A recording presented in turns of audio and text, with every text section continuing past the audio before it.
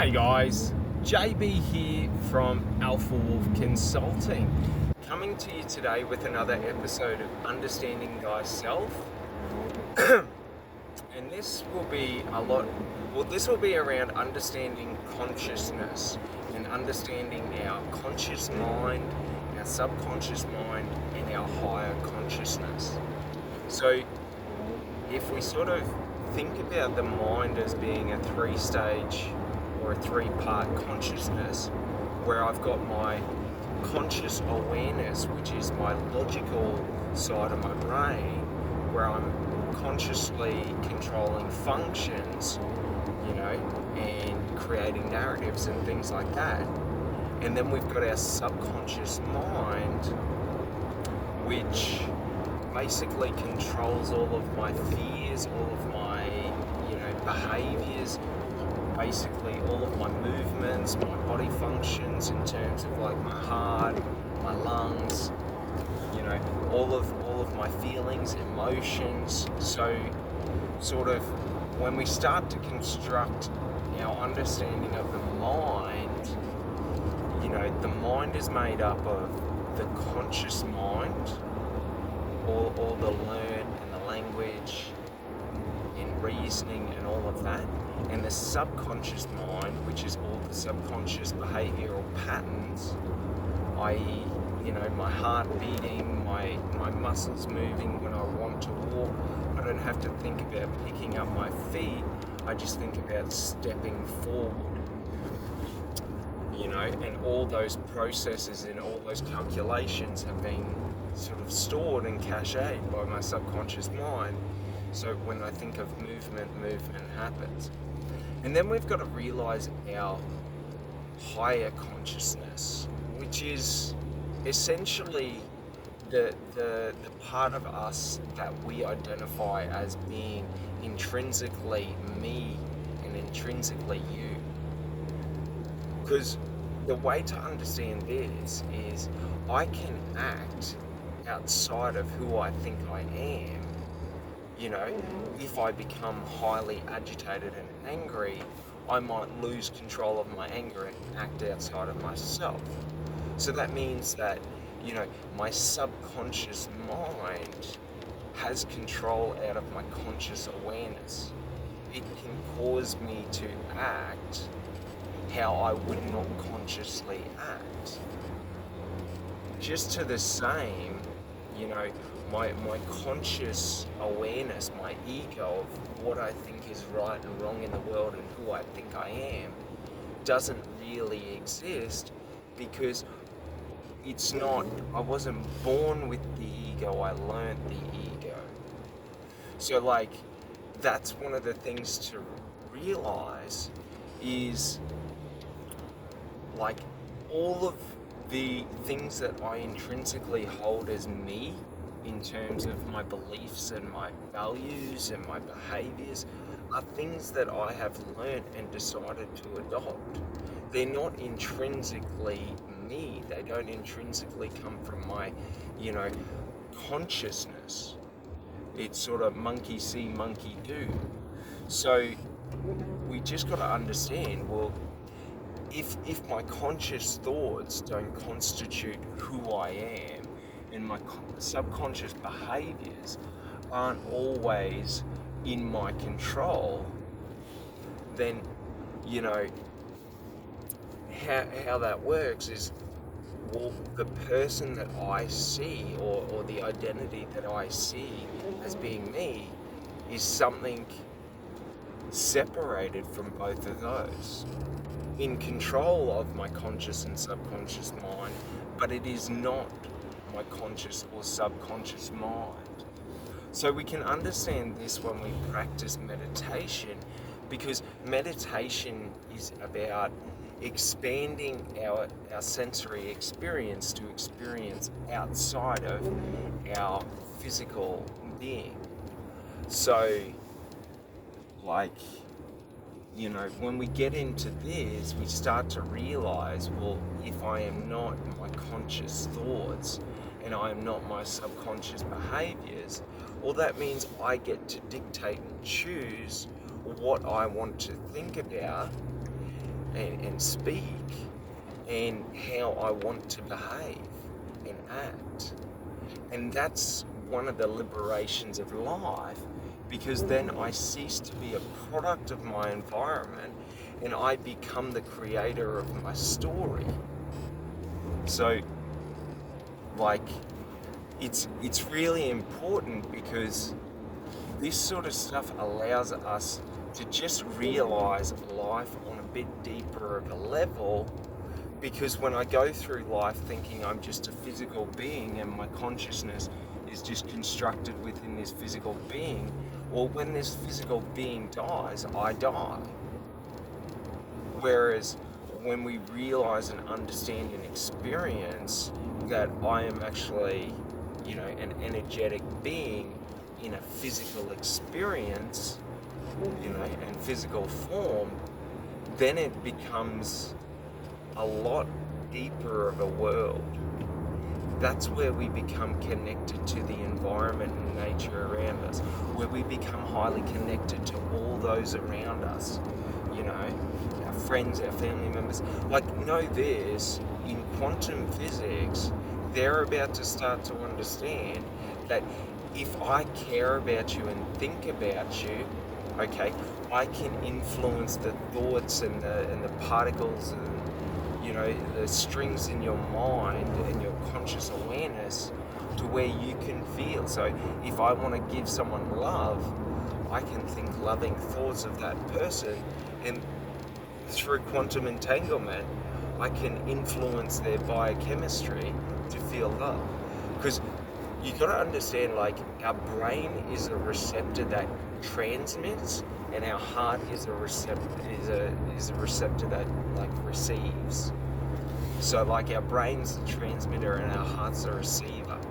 So what we're trying to do in life, all of us, is create a balance between that, to where what I love to do is the best for me in life. So it's not that I'm doing self-destructive behaviors of, going out and pushing myself to the extreme limit, with, say, for example, food, alcohol, tobacco, whatever it may be. Like, I'm not pushing to that dangerous limit, because the thing is what I've realized is, when we don't have internal self-belief and self-validation, we feel like it's wrong to care about things. We feel it's embarrassing to care about things, because when we care about things, we become vulnerable. Other people can manipulate us, use it against us. Like, so it's sort of like, if I'm, like, let's take dating, for example. If I'm on a dating app, like, if I care about how I present myself, it makes me look desperate, is the narrative in society. And that's one of the funny things, is that, like, it's through these, and generally, low, like, not understanding self-validation, not understanding self-belief, not understanding self-worth within yourself, typically comes from what I've found is highly narcissistic upbringings, where you had people in your life who, if you had a view outside of theirs, they would tear you down for it. If you didn't agree, like, it was compliance or nothing. Like, if you didn't agree with them, they would argue until you agreed. Like, and what that teaches us is that it's better to be another person and just go along to get along, than to be authentically myself and have the friction of life. The friction of other people, the friction of, judgment, of, having people, tear you down or try to pull you down. And the funny thing is it's such a trap, because, like, once you realize that, like, having self-validation, so validating and valuing your opinion and your beliefs and your knowledge and your abilities over what other people say, it's not narcissistic, it's empowerment. Because now I can value my opinion. So if I say I want to be healthy, well, I know I'm going to take the actions to be healthy. And then it's also like when we have the self-belief, because self-validation's great, but when we don't have self-belief, we get caught in those negative thought patterns where we're again and again and again, running around in circles of trying and then getting scared and giving up. So, like, it's very important because we need these things to build our self-worth. But what I've realized recently is once we build self-worth, it becomes, and like self-belief and self-validation, it becomes very, very difficult to do anything that isn't in your best interest. And it becomes really easy to become your best self, because to become your best version of who you can be, all you have to do is care and put in effort. That's it. There's no secret formulas. Like, the secret formula to spiritual enlightenment is the realization that you and everything you see in life and everything that exists is God. And the point of life is you realize that you are God, experiencing God in many different ways and forms. Because in that moment, you reach your highest self. Does it make sense? Like, when I realize that every other thing is God, just like me, and I'm just experiencing it, well then, breaking and destroying things, like destroying nature for comfort, doesn't really seem like a good idea.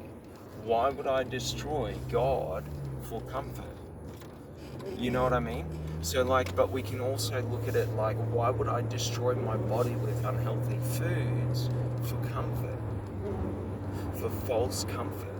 Because a lot of comfort typically becomes false comfort, where it's comfortable for a little bit, but too much, and it's uncomfortable.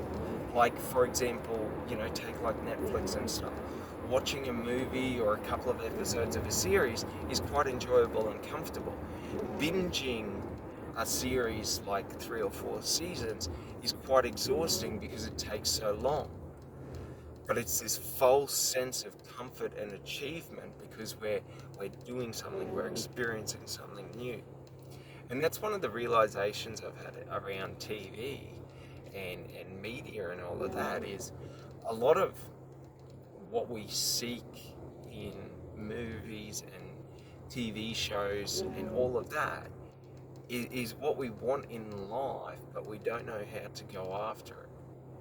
So, like, for example, if you find yourself always watching, hopeless romantic movies and you don't have romance in your life, like, you're trying to get that experience and that feeling, but you don't know how to do it in real life because maybe every time you try, you meet narcissistic people, or, it just never works.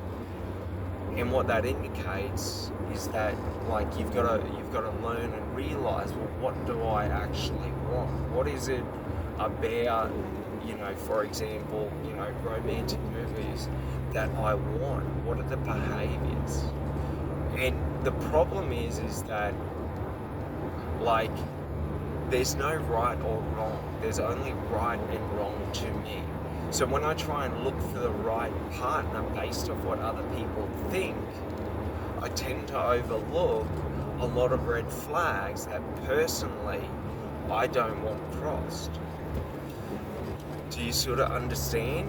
Like, when we're validating what we want and who we want to be with by our external, environment, we're never going to find what we want unless our external environment is 100%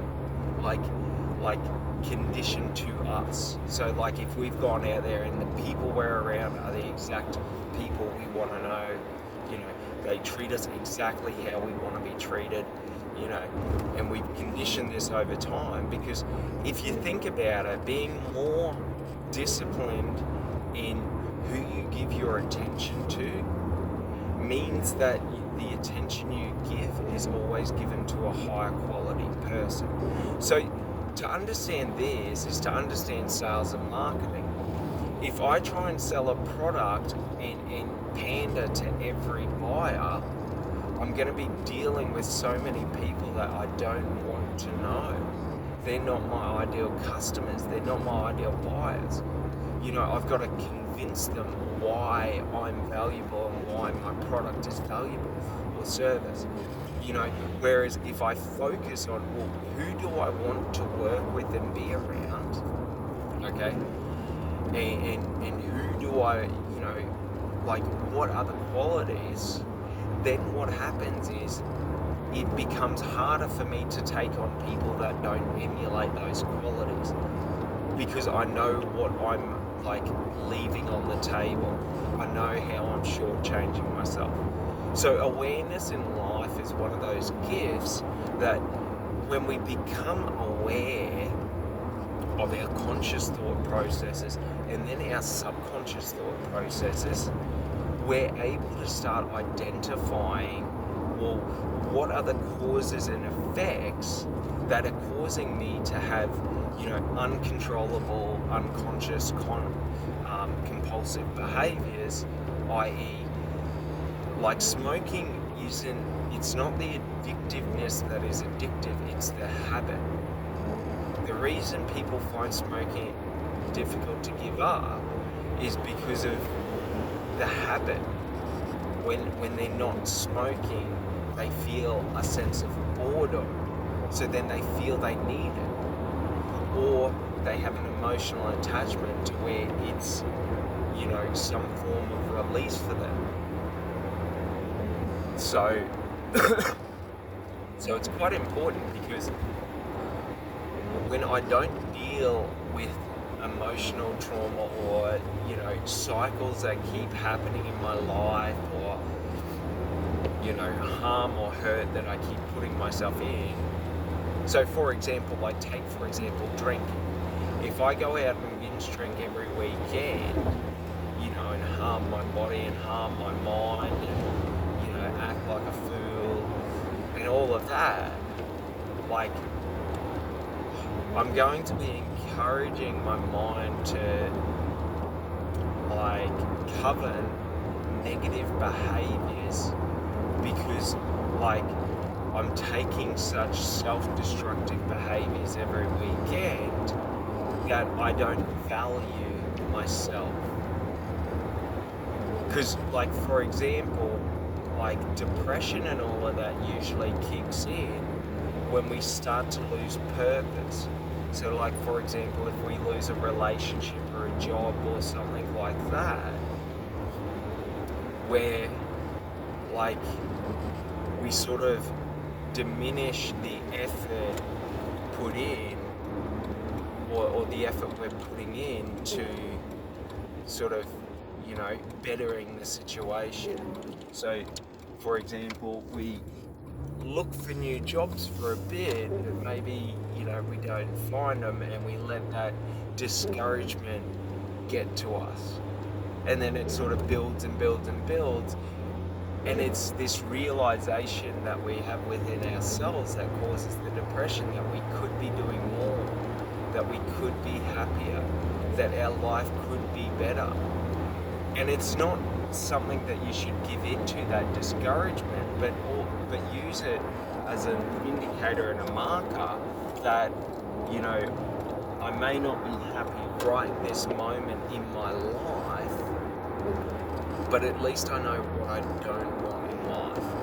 So, for example, you know, if you're lonely and you don't have a partner and you feel lonely, you could feel disparaged by that loneliness and feel lack and feel lower because you don't have anyone. Or you could see it as a marker saying, I really want someone, I don't want to be alone. Like, who do I want to be with? Like, what are the qualities? And we can start to use it as we know that we don't want to be lonely, so we have that feeling embedded in us, or like we've observed that feeling of loneliness. So now we can go out and meet people and see if that feeling goes away. So maybe we go out and find some friends and realize, oh, I just really needed some friends. Or maybe we go out and it's not actually loneliness within ourselves, but it's loneliness because we're not around the people we want to be around. So maybe we need to get a new job, in terms of get into a new environment where it's more conducive with, my best life or your best life, Or maybe it's that, like, we just feel ready for relationships, and, it's sort of that feeling of, well, I sort of want to get underway. So understanding that also understands the motivations, because loneliness is just a lack of communication. It's a lack of connection.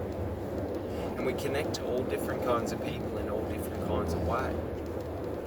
So, like, for most times, if you feel lonely, having great friends is well and truly enough.